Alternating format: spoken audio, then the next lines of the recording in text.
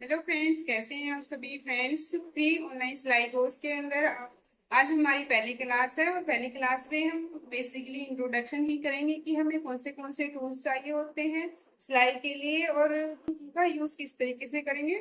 Right, हमारे पास कुछ एक टूल्स है जो बेसिकली सिलाई में यूज होते हैं, लेकिन ऐसा नहीं है कि वो टूल्स अगर आपके पास नहीं है तो आप सिलाई नहीं सीख पाएंगे। अगर ये टूल्स आपके पास नहीं है तो भी आप इजीली सिलाई सीख सकते हैं। चलिए एक बार हम देख लेते हैं कि हमारे पास कौन से टूल है जो सिलाई में यूज होंगे। फ्रेंड्स, हमारे पास ये कुछ बेसिक टूल्स है जिनका हम सिलाई में यूज करने वाले हैं। ये हमारे पास है एल शेप पट्टी। इससे हम स्ट्रेट लाइन ड्रॉ करते हैं और अगर हमारे पास फैब्रिक में कोई कान वगैरह है तो कान निकालने के लिए इसका यूज होता है। एल शेप पट्टी बोलते हैं इसको। और इसके बाद ये हमारे पास रहेगा शेपर पट्टी। शेपर पट्टी का यूज हम जैसे कोई भी अगर स्लीव्स कट करते हैं तो स्लीव्स में भी यूज करते हैं, और अगर हमारे पास कोई भी पैंट या फिर प्लाजो कट करना है तो हम शेपर पट्टी से शेप लगाकर इसकी कटिंग करते हैं। और जब सूट में भी हम साइड फिटिंग का निशान लगाते हैं तो शेपर पट्टी से निशान लगा सकते हैं। उसके बाद हमारे पास रहेगा स्ट्रेट स्केल। स्ट्रेट स्केल हमारी कोई भी लाइन अगर स्ट्रेट ड्रॉ करनी है तो उसके लिए हम यूज करेंगे। उसके बाद हमारे पास रहता है फ्रेंच कर्व स्केल। ये हमारे पास रहेगा French curve scale. French curve scale से जैसे हमें आर्म होल का राउंड लगाना है, कोई भी नेक का राउंड बनाना है, या फिर हमें आसन के लिए क्रोच पॉइंट लगाना है तो उसके लिए हमारा बहुत ही काम का टूल है। इसकी हेल्प से हम कोई भी राउंड शेप लगा सकते हैं, या फिर इसे हम कोई भी डार्ट लगा रहे हैं ब्लाउज में, प्रिंसेस ब्लाउज में लगा रहे हैं, फिर नॉर्मल किसी ब्लाउज में डार्ट की शेप लगा रहे हैं तो इसकी हेल्प से लगा सकते हैं। इससे शेप काफी अच्छी बनकर आती है। तो हमें कोई भी शेप अगर राउंड में लगानी है, गोलाई के अंदर लगानी है, तो इस फ्रेंच कर्व स्केल की हेल्प से हम राउंड में शेप लगाएंगे। उसके बाद हमारे पास आता है फुट। ये हमारे पास सिंगल साइड फुट है। नॉर्मली जो मशीन के अंदर फुट होते हैं वो हमारे दोनों साइड के फुट रहते हैं, लेकिन ये सिंगल साइड का फुट है। इस तरीके से ये फुट रहेगा हमारा। ये हमारा लेफ्ट साइड से भी आता है और राइट साइड का भी आता है। जो भी फुट आपको चाहिए आप इसको यूज कर सकते हैं। जब हमें कोई भी पाइपिंग वगैरह लगानी है या फिर हैवी एम्ब्रॉयडरी का कोई नेक बनाना है तो उस टाइम पे इनका यूज होता है। उसके बाद ये हमारे पास रहता है ट्रेसिंग व्हील। जब हम कोई भी ड्राफ्टिंग करते हैं, कोई भी इसे फिट सूट के लिए निशान लगाते हैं कटिंग के लिए, तो उसी निशान को हमें दूसरी तरफ पेस्ट करना होता है। तो जब हम नॉर्मली फैब्रिक को फोल्ड करके निशान लगाते हैं तो हमारे निशान कुछ आगे पीछे हो जाते हैं। लेकिन जब हम इस ट्रेसिंग व्हील का यूज करके जब इसको ट्रेस करते हैं, निशान को जब ट्रेस करेंगे तो इसमें बिल्कुल उसी जगह पर हमारे निशान, जो हमारे निशान हमने लगाए हैं वैसे निशान दूसरी साइड में बनकर आएंगे। जब आप स्टार्टिंग में इसको यूज करेंगे तो इसका थोड़ा सा लाइन सीधी नहीं आएगी, लेकिन जब आप इसकी प्रैक्टिस कर लेंगे तो ये बिल्कुल अच्छे से इससे आप ट्रेस कर सकते हैं। इंची टेप, हमें कोई भी मेजरमेंट लेना है तो उसके लिए हम इंची टेप का यूज करेंगे। उसके बाद हमारे पास रहती है सीजर जो कटिंग के लिए यूज होगी, और उसके बाद हमारे पास है नीडल्स। हमारे पास तीन टाइप की नीडल्स है, एक 18 नंबर की, 16 और एक 11 नंबर की। अगर आपको कोई भी पतली फैब्रिक के ऊपर सिलाई लगानी है तो आप 11 नंबर की सुई यूज करेंगे। जैसे आपको कोई नेट फैब्रिक पे लगाना है, या फिर आपके पास कोई ऑर्गेंजा का फैब्रिक है, या फिर कोई और पतला फैब्रिक है तो आप 11 नंबर की सुई का यूज करेंगे।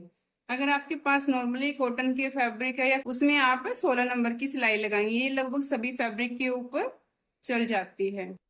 अगर आपके पास थोड़ा मोटा फैब्रिक है, जैसे जीन्स वगैरह का फैब्रिक है, या फिर कोई और फैब्रिक है जो थोड़ा मोटा है, तो आप उसमें 18 नंबर की सुई का यूज करेंगे। बकरम, फोम और पेस्टिंग, ये हमारे पास बकरम है। जो ये भी हमारी पेस्टिंग वाली बकरम रहेगी। एक साइड से इसका सरफेस रफ है, दूसरी साइड से इसका थोड़ा सा शाइनिंग वाला सरफेस है।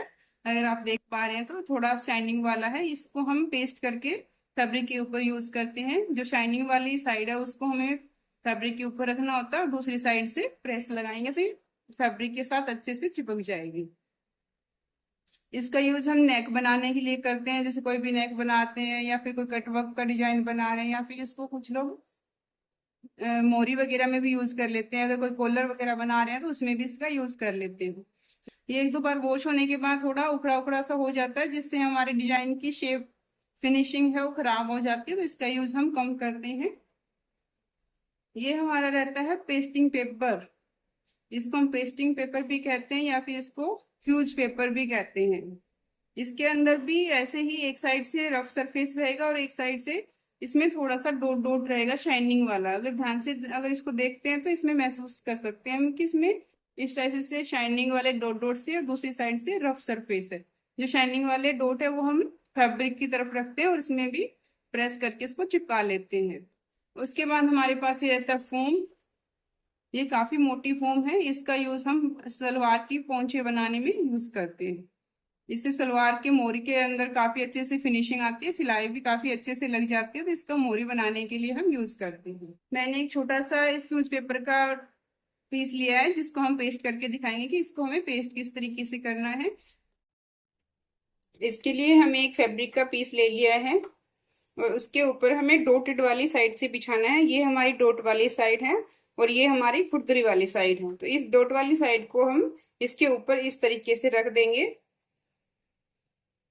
और इसके ऊपर इस तरीके से प्रेस लगा देंगे। प्रेस जितनी ज्यादा अच्छी गर्म होगी उतना ही अच्छे से इसके ऊपर पेस्ट हो जाएगी। ऐसे हमारे पास एक लाइक्रा का फैब्रिक आता है जो हम ब्लाउज के ऊपर पेस्ट करते हैं। उससे भी हमारी ब्लाउज के फैब्रिक की मोटाई अच्छी हो जाती है। उसका भी ऐसा ही रहता है, एक साइड से सरफेस रफ होता है और एक साइड से शाइनिंग वाला रहता है। और एक हमारा लट्ठा पेस्टिंग भी आती है जो हम इस तरीके से यूज करते हैं। जो एक्स्ट्रा फैब्रिक है इसको हम कट कर देते हैं। कट करने के बाद हमें सीधी सिलाई लगाना सीखेंगे कि हमें सीधी सिलाई कैसे लगानी है। हम पेपर की हेल्प से सीधी सिलाई लगाना सीखेंगे। तो चलिए एक बार हम देख लेते हैं हम पेपर की हेल्प से सीधी सिलाई कैसे लगाएंगे। यहाँ से हम सिलाई को लॉक कर सकते हैं। जैसे हमारी नॉर्मल 0 से स्टार्ट होकर ऊपर 5 तक जा रही है और ऐसे ही 0 से स्टार्ट होकर नीचे की तरफ जा रही है। तो यहाँ से हम सिलाई को अच्छे से लॉक कर सकते हैं। सिलाई को लॉक कैसे करेंगे फैब्रिक को बिना उठाए वो हम अभी देखेंगे कि हम सिलाई को लॉक कैसे करेंगे और मशीन में सिलाई को सीधी कैसे लगाएंगे वो भी हम अभी देखेंगे। तो सबसे पहले हम लाइनिंग वाले पेपर के ऊपर सिलाई लगाएंगे। जहां जहां हमारी लाइनिंग है वहां से हमें सिलाई को लगाना है। आपको इस तरीके से 10-15 मिनट सिलाई की प्रैक्टिस करनी है ताकि हमारी सिलाई की प्रैक्टिस अच्छी हो जाए और हमारी जो सिलाई है वो स्ट्रेट जाए। जब भी हम सिलाई स्टार्ट करते हैं, मान लो हम कोई भी फैब्रिक स्टिच कर रहे हैं, तो इसमें हमें सबसे पहले सिलाई को लॉक करते हुए जाना होता है। तो सिंपल मशीन में हम लॉक कैसे करेंगे। हमने यहाँ से फैब्रिक रखा, थोड़ा सा हम चलाएंगे, उसके बाद नीचे की तरफ बिल्कुल नीचे ले आएंगे इसको। अब हमारी मशीन बैक जाएगी इस तरीके से। फिर से उठाएंगे, जहां हमारी सिलाई है वहां हम उतने नंबर पे मशीन को सेट करेंगे और फिर चला देंगे। इस तरीके से हमारी सिलाई लॉक हो जाएगी। और बिल्कुल इस तरीके से हमें लाइन के ऊपर ऊपर सिलाई लगानी है। जहां से भी हमें सिलाई को मोड़ना होता है तो हम मशीन की सुई अंदर की तरफ रखेंगे, फुट को उठाएंगे और फैब्रिक को इस तरीके से टर्न कर लेंगे। टर्न करने के बाद जितना हमें चलना है सिलाई लगाएंगे। अगेन वही प्रोसेस रिपीट करेंगे। फुट को उठाया, रखा और फिर से चले, फिर से घुमाना है। ये इस तरीके से हम सिलाई लगाकर इसको आउट कर देंगे। ये थी हमारी स्ट्रेट सिलाई। तो अब आप अगर बॉक्स वाला पेज अगर आपके पास है तो बॉक्स वाले पेजेस के ऊपर भी आप सिलाई लगा सकते हैं। बिल्कुल जहां जहां आप बॉक्स के ऊपर जाएंगे वहीं से ये इसी कोने पे आए, कोने के अंदर सुई यहाँ से एंटर की, उठाया, इस तरीके से जहां तक आना है वहां तक आएंगे, सुई को एंटर किया, ये फिर से सुई अंदर की तरफ, फुट उठाया और ऐसे, और इसको हम बाहर निकाल देंगे। इस तरीके से हमारे जो कॉर्नर है वो काफी फिनिशिंग से बन जाते हैं। और हम इसमें राउंड की सिलाई करना सीखेंगे। आपको भी बिल्कुल राउंड के अंदर और जिस तरीके से भी आप पैटर्न बना सकते हैं उस तरीके से पैटर्न बनाना है और सिलाई की प्रैक्टिस करनी है। अब जैसे हमें राउंड में करना है तो हमें फैब्रिक को हल्का सा हाथ रखकर इस तरीके से घुमाते जाना है। इस तरीके से जैसे जैसे हमारी मशीन चल रही है उसी तरीके से हम फैब्रिक को राउंड में घुमाते जाएंगे।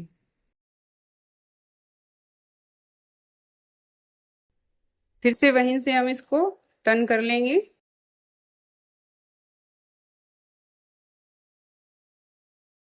फिर से टर्न करेंगे। इस तरीके से हमें राउंड में सिलाई लगानी है। इस तरीके से हमारी राउंड सिलाई परफेक्ट तरीके से लग जाएगी। अब जैसे मान लो फैब्रिक पे सिलाई लगा रहे हैं और आपके पास कोई भी गाइडलाइन नहीं है, तो आप किस तरीके से सीधी सिलाई लगाएंगे।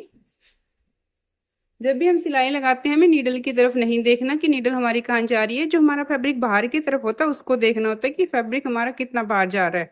तो ये हमारा इक्वल फैब्रिक बाहर जाना चाहिए। हम फैब्रिक की तरफ देखेंगे, सिलाई अपने आप सीधी चली जाएगी। स्टार्ट किया, बिल्कुल हमारा फैब्रिक तो सीधा रहेगा तो हमारी सिलाई अपने आप सीधी चली जाएगी। अंदर रखेंगे सुई को, फैब्रिक को घुमा लेंगे इस तरीके से।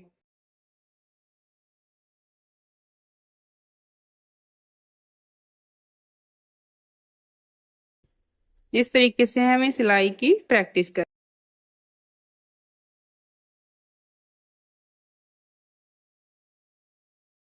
इसमें आपकी स्ट्रेट सिलाई भी लग जाएगी और आपकी जो बॉक्स वाली सिलाई है वो भी लग जाएगी। उसके बाद हम थोड़ा सा राउंड में सिलाई कर प्रैक्टिस करेंगे, तो राउंड के अंदर हम सिलाई लगाएंगे। अब जैसे मान लो हमें इस पॉइंट से इस पॉइंट तक जाना है, तो इस तरीके से हम सिलाई लगाते हुए हल्का सा राउंड करते हुए इसको यहाँ से मिक्स कर देंगे। इस तरीके से हमें कोई भी छोटे से फैब्रिक के ऊपर प्रैक्टिस कर लेनी है। फ्रेंड्स, ये थी हमारी आज की क्लास जिसमें हमने बेसिक टूल का इंट्रोडक्शन किया है और हमने स्ट्रेट सिलाई लगाना सीखा है। अगर आपका आज की क्लास से लेकर कोई भी डाउट है तो आप मुझे कमेंट कर सकते हैं। फ्रेंड्स, स्टार्टिंग की 2-3 क्लासें हमारी रहेगी जिसमें हम बेसिक सिखाएंगे। आज की क्लास में से हमने स्ट्रेट सिलाई सिखाई है। नेक्स्ट की 1-2 क्लास में जैसे पाइपिंग कैसे बनानी है, हुक आई कैसे बनाना है, काज बटन कैसे लगाने हैं, इनकी कुछ एक ट्रिक्स होती है जिससे आप इजीली और फिनिशिंग से इन सब काम को कर पाएंगे। फ्रेंड्स, अगर आपको आज की वीडियो अच्छी लगी है तो वीडियो को ज़्यादा से ज़्यादा शेयर करें और चैनल पे आप नए हैं तो चैनल को सब्सक्राइब करें ताकि हम कंप्लीट कोर्स को कंटिन्यू रख सकें। मिलते हैं नेक्स्ट क्लास में, तब तक के लिए बाय बाय, टेक केयर।